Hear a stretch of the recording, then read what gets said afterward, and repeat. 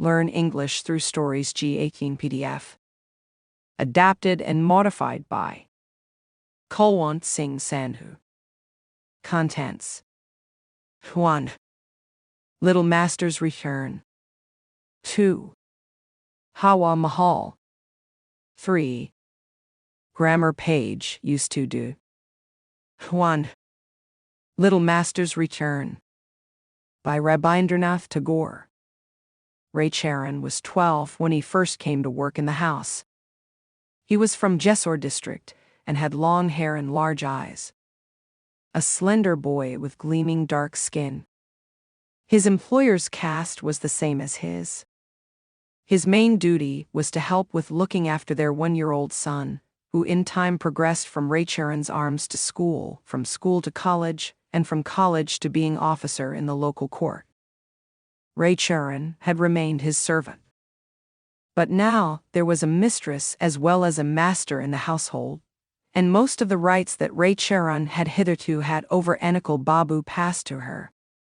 Although his former responsibilities were diminished by her presence, she largely replaced them with a new one. A son to Anikul was soon born, and was won over completely by the sheer force of Raicharan's devotion. He swung him about with such enthusiasm, tossed him in the air with such dexterity, cooed and shook his head in his face so vigorously, chanted so many meaningless random questions for which there could be no reply, and the very sight of Raicharan sent the little master into raptures. When the boy learned to crawl stealthily over a door sill, giggling with merriment if anyone tried to catch him, and speedily making for somewhere safe to hide, Raicharan was entranced by such uncommon skill and quickness of decision. He would go to the child's mother and say admiringly, "Ma, your son will be a judge when he grows up. He'll earn a fortune." That there were other children in the world who could at this young age dart over a door sill was beyond Raicharan's imagination. Only future judges could perform such feats. His first faltering steps were amazing too, and when he began to call his mother Ma, his Pisima Pishi, and Raicharan Channa, Raicharan proclaimed these staggering achievements to everyone he met. How astonishing it was that he should not only call his mother Ma, his aunt Pishi, but also Raicharan Channa. Really, it was hard to understand where such intelligence had sprung from. Certainly no adult could ever show such extraordinary intelligence, and people would be unsure of his fitness to be a judge even if he could. Before long, Raicharan had to put a string round his neck and pretend to be a horse. Or he had to be a wrestler and fight with the boy, and if he failed to let himself be defeated and thrown to the ground, there would be hell to pay. By now, Anikul had been transferred to a Padma River district. He had brought a pushchair from Calcutta for his son. Raicharan would dress him in a satin shirt, gold-embroidered cap, golden bangles and a pair of anklets, and take the young prince out in his pushchair twice a day for some air. The rainy season came. The Padma began to swallow up gardens, villages and fields in great hungry gulps. Thickets and bushes disappeared from the sandbanks. The menacing gurgle of water was all around, and the splashing of crumbling banks. And swirling, rushing foam showed how fierce the river's current had become. One afternoon, when it was cloudy but did not look like rain, Raicharan's capricious young master refused to stay at home. He climbed into his pushchair, and Raicharan gingerly pushed it to the river bank beyond the paddy fields. There were no boats on the river, no people working in the fields. Through gaps in the clouds, the sun could be seen preparing with silent fiery ceremony to set behind the deserted sandbanks across the river.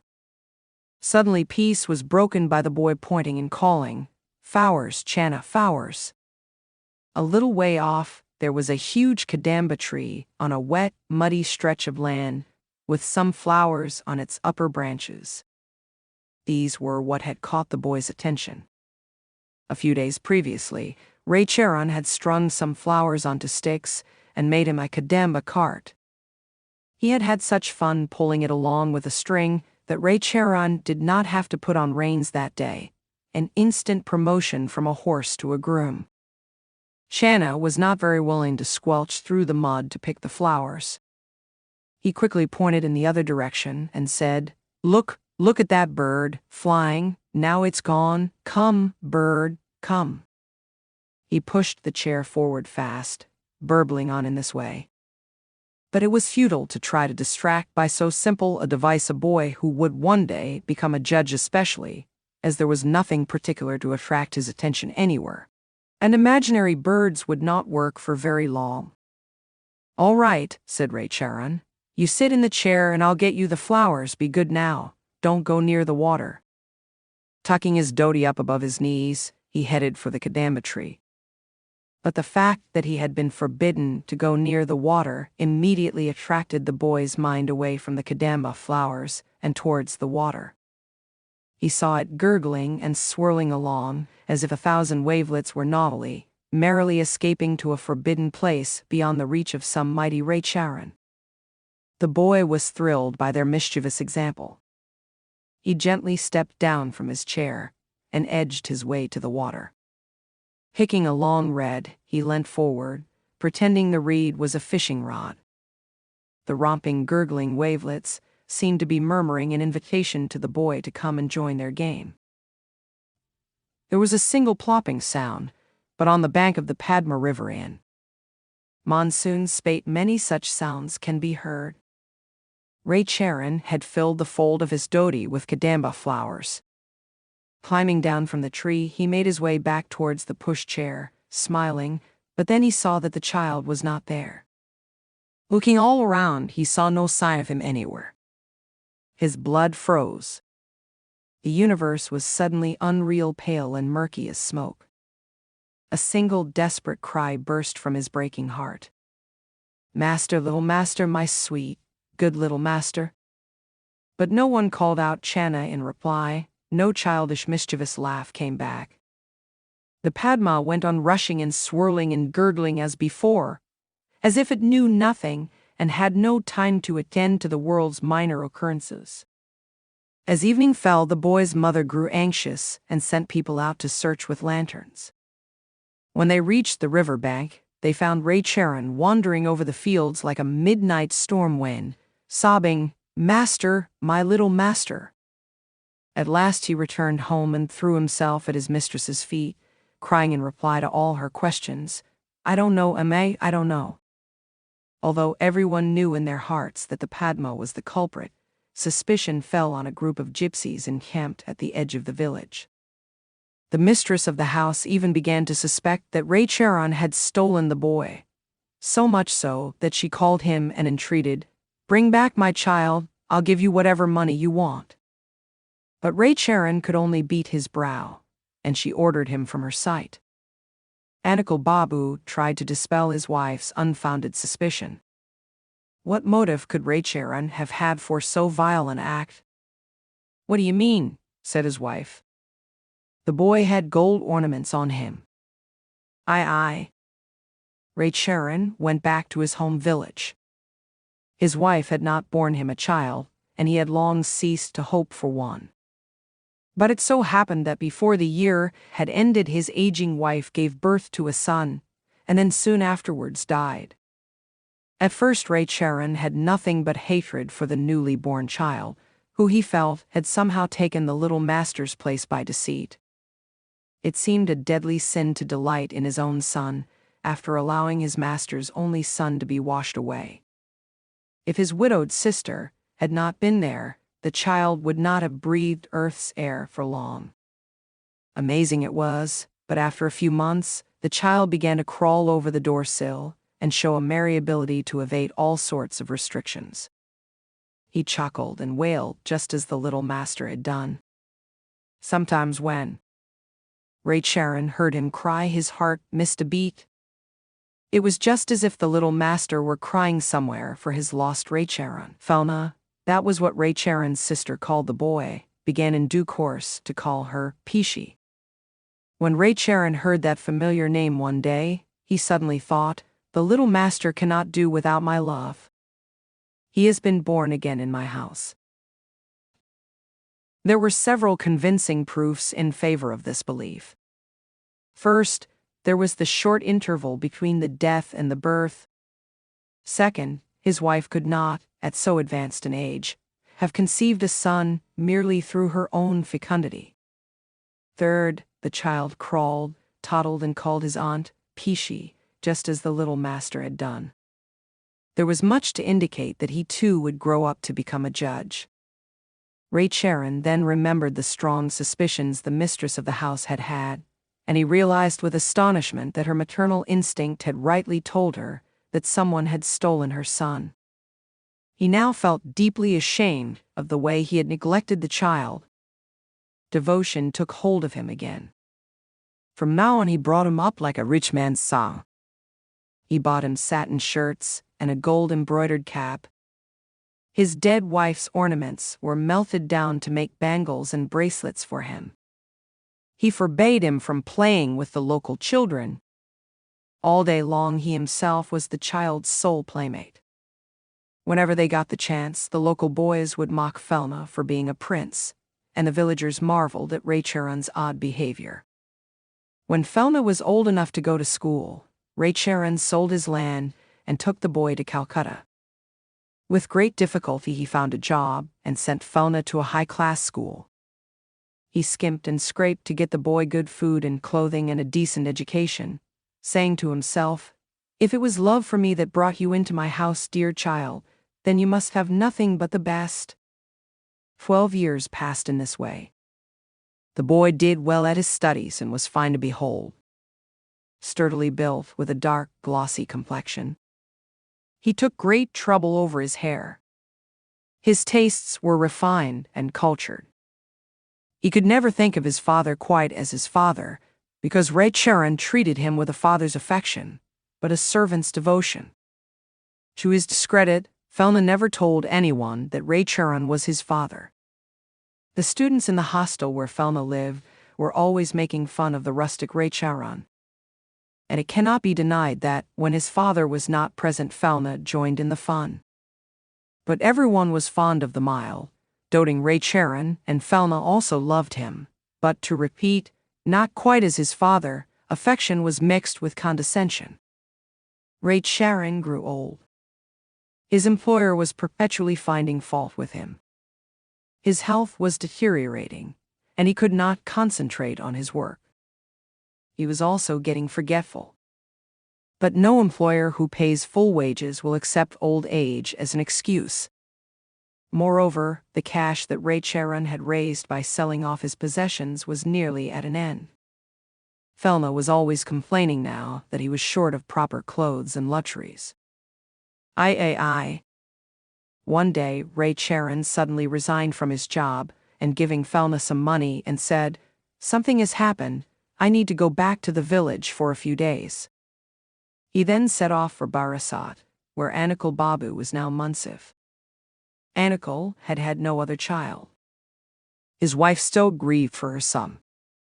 One evening, Anikul was resting after returning from the court, while his wife, at great expense, purchased from a sannyasi a holy root and a blessing that would bring her a child. A voice was heard in the yard. "Greetings, Amay." "Who's there?" said Anikul Babu. Ray Charon appeared. "I am Ray Charon," he said, taking the dust of his former master's feet. Anikul's heart melted at the sight of the old man. He asked him numerous questions about his present circumstances and invited him to work for him again. Ray Charon smiled weakly and said, "Let me pay my respects to Mathakran." Anikul Babu took him through to the inner rooms of the house. His wife was not nearly so pleased to see Ray Charon, but Ray Charon took no notice of this and said with clasped hands, "Master M.I., it was I who stole your son. It was not the Padma, it was no one else, and it was I.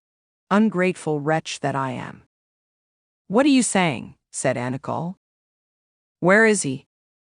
"He lives with me," said Ray Charon. "I'll bring him the day after tomorrow."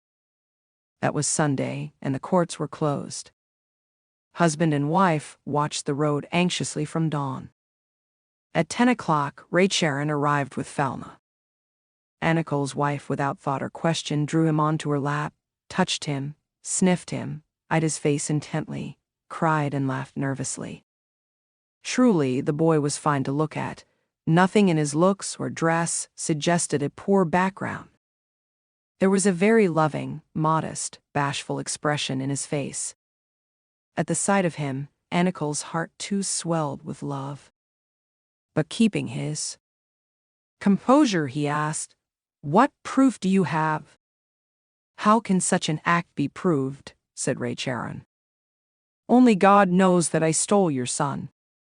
No one else in the world knows."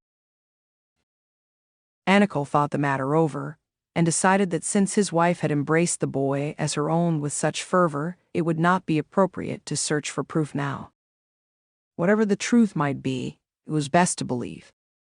In any case, how could Raicharan have acquired such a boy? And why should the old servant wish to mislead them now? Questioning the boy, he learned that he had lived with Raicharan from an early age and had called him father, but that Raicharan had never behaved towards him like a father. He had been more like a servant. Driving all doubt from his mind, Anikel said, "But, Raicharan, you must not darken our door again now."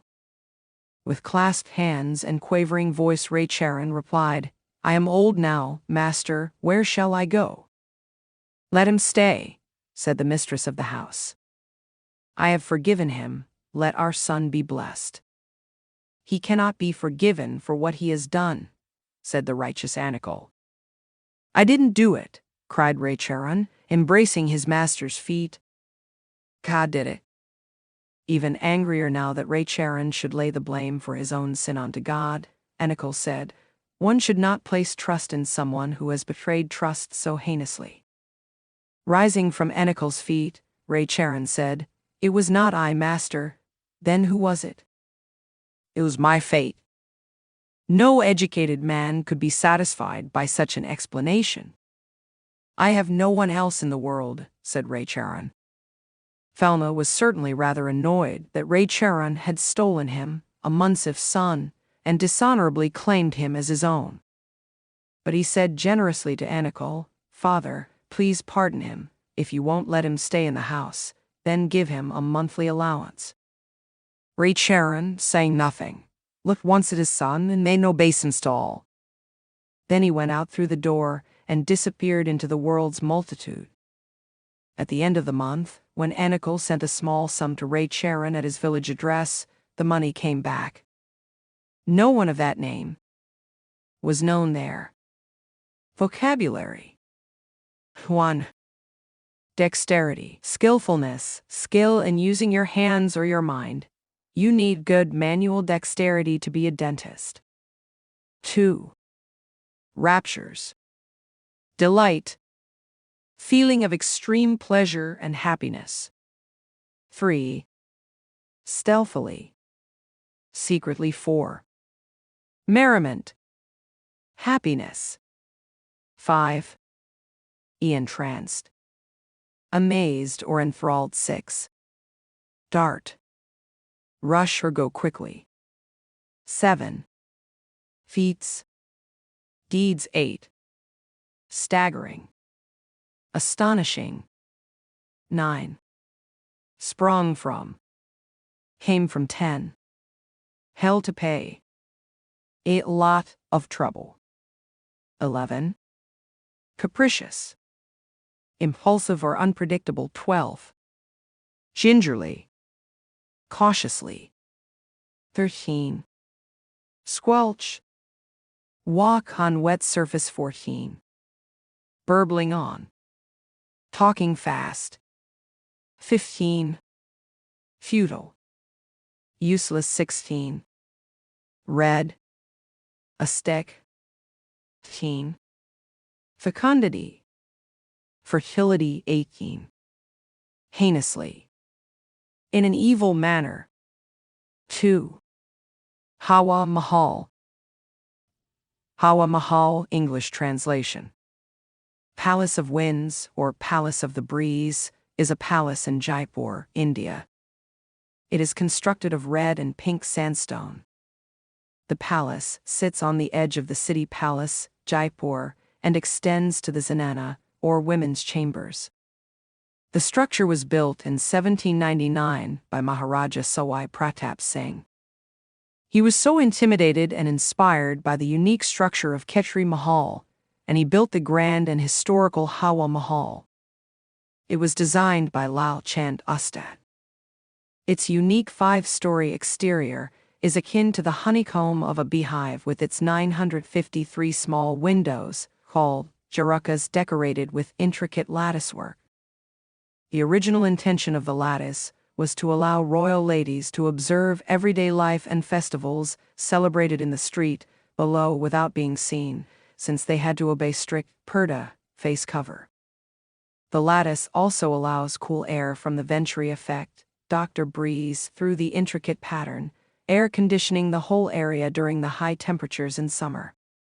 Many people see the Hawa Mahal from the street view and think it is the front of the palace, but in reality, it is the back of that structure.